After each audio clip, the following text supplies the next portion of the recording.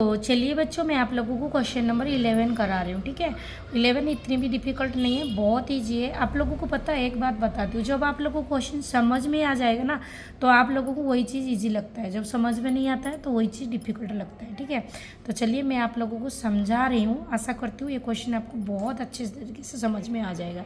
ठीक है, अगर आपको कोई प्रॉब्लम हो, समझ में नहीं आ रहा है और किस क्वेश्चन का आप लोगों को आंसर चाहिए, कोई भी प्रॉब्लम हो ना, आप मुझे कमेंट सेक्शन में ज़रूर बताना, मैं उसको सोल्यूशन ज़रूर कराऊंगी आपकी। ठीक है, तो मैं चाहती हूँ आप लोग बहुत अच्छे से पढ़ो। ठीक है, नीट एंड क्लीन आपको समझाऊंगी। कोई भी प्रॉब्लम हो, अगर समझ नहीं आया तो आप मुझे बता सकते हैं, मैं शॉर्ट में इसको वीडियो बना के आप लोगों को डाल सकती हूँ।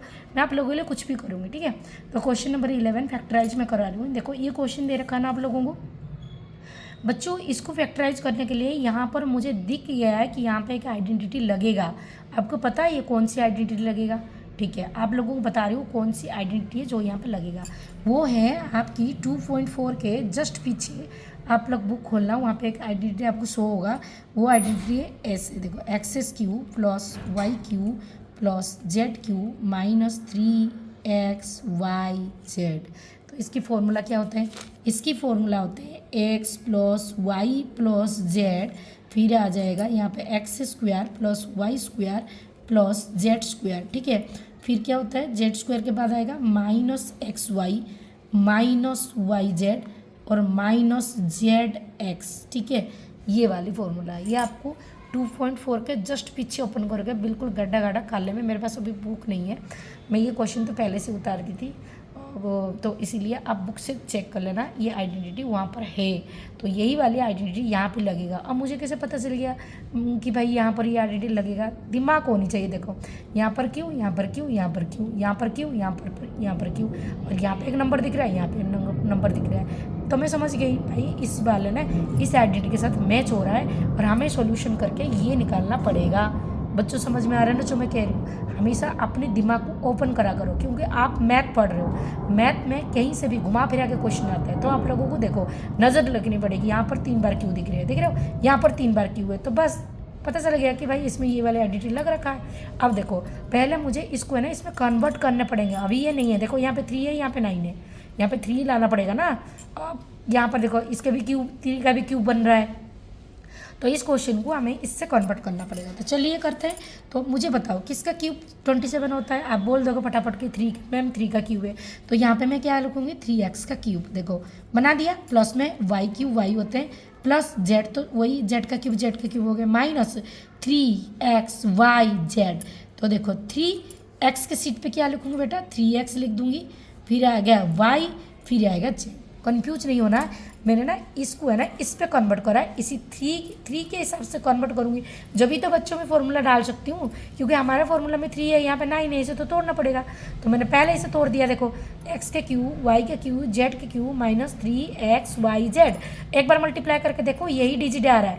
अगर आपके मल्टीप्लाई करने में ये वाली डिजिट नहीं आ रहा ना, तो समझ लेना हम रॉन्ग है, मतलब आप भी रॉन्ग करा रहे हो। ठीक है, तो देखो 3 को 3 बार मल्टीप्लाई करो, यही आ रहा है, इसके तो वही आ रहा है, इसके भी यही आ रहा है, इसके भी 3 3 9, देखो यही आ रहा है ना।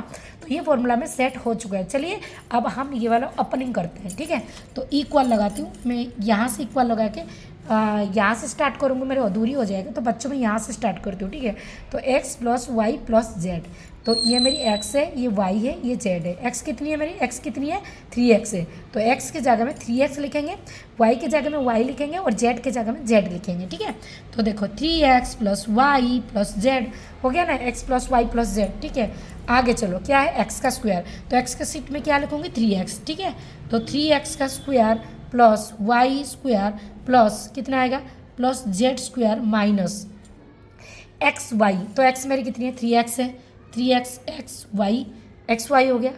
ठीक है, माइनस एक्स वाई, माइनस क्या है? Y z. तो बच्चों वाई वाई जेड वही है, तो कितने लिखने हैं? वाई जेड, माइनस में कितना आएगा? Z x. तो जेड कहाँ है बच्चों? जेड कहाँ है? ये रहा मेरी, ये रहा जेड और ये रहा एक्स। तो ये रहा जेड और एक्स मेरी कितनी है? 3x है। ठीक है, ये सारी हो गया। तो यहाँ पर आ जाएगा 3x plus y plus Z, ये हो गया।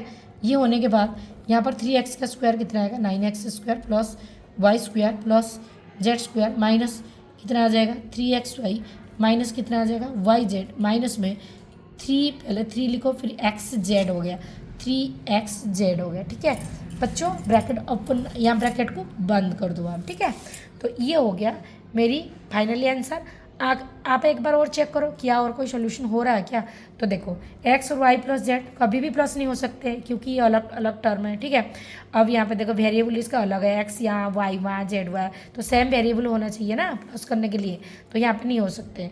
और यहाँ पे एक बार देखिए क्या है, यहाँ पे x का स्क्वायर है, इधर कहीं x का स्क्वायर है नहीं है, यहाँ y का स्क्वायर है, इसमें कोई y का स्क्वायर है नहीं है, z का स्क्वायर भी एक ही है, xy भी एक ही है, yz भी एक ही है और xz भी एक ही है, तो यहाँ पर भी ये प्लस नहीं होगा, सेम नहीं है इसलिए प्लस नहीं होगा। तो हमारी फाइनली जो आंसर बनकर आया ये वाला हमारा आंसर बनकर आ गया। आई होप आप लोगों को समझ में आ गए होंगे। ठीक है, तो आप लोग इसको उतारिए, कोई भी दिक्कत हो अगर नहीं समझ में आया होगा ना आप मुझे कमेंट बोलना मैम ये क्वेश्चन नहीं समझ में आया, आप उसको दोबारा करो। ठीक है, तो दोबारा मैं आप लोगों को शॉर्ट में बोर्ड पे करा के आप लोगों को दिखा दूँगी। ठीक है, ओके बच्चों।